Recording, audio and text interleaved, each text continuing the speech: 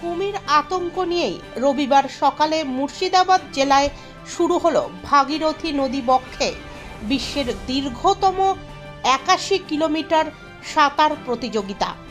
রবিবার সকালে আহিরন ঘাট থেকে এই প্রতিযোগিতার সূচনা করেন মুর্শিদাবাদ জেলা পরিষদের সভাধিপতি রুবিয়া সুলতানা এবং জঙ্গিপুরের তৃণমূল কংগ্রেস সাংসদ খলিলুর রহমান।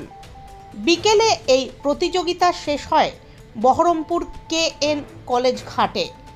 81 কিলোমিটার সাঁতার প্রতিযোগিতায় মোট 18 জন প্রতিযোগী অংশগ্রহণ করার কথা থাকলেও শেষ পর্যন্ত সাঁতার কাটতে নেমেছেন মাত্র 9 জন প্রতিযোগী। তাদের মধ্যে 8 জন পুরুষ এবং 1 জন মহিলা। কোনো বিদেশি প্রতিযোগী এবার 81 কিলোমিটার বিভাগে অংশগ্রহণ করেননি। সাম্প্রতিক সময়ে বিশ্বের দীর্ঘতম এই সাঁতার প্রতিযোগিতাতে অতীতে এত কম প্রতিযোগী অংশগ্রহণ করেননি।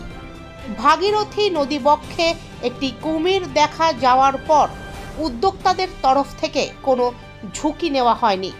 সাঁতারুদের সাথে শুরু থেকেই রয়েছে বন দফতর এবং বিপর্যয় মোকাবিলা দপ্তরের বিশেষ প্রশিক্ষিত বাহিনী। আমরা এসেছি প্রতি বছর যেরকম হয় সেরকম দেখে যাই, আমরা চেক করে চলে যাই। এই যে কুমির দেখতে পাওয়া যাচ্ছে সেটাই কারণ নাকি? কুমির কি অনেকগুলো দেখা যাচ্ছে? অনেকগুলো কী করে বলবো, আমরা খবর পাচ্ছি একটা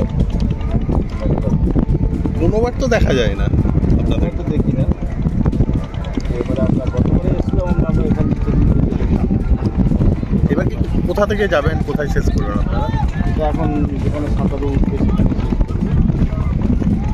সাথে সাথে যেতে হবে আপনাদেরকেও? হ্যাঁ। তা এখনো অব্দি কি দেখা গেল কোথাও? না, আমরা কিছু দেখতে পাইনি। আমরা আগে যাচ্ছি। अभी तक रेस में आगे बढ़े हुए हैं।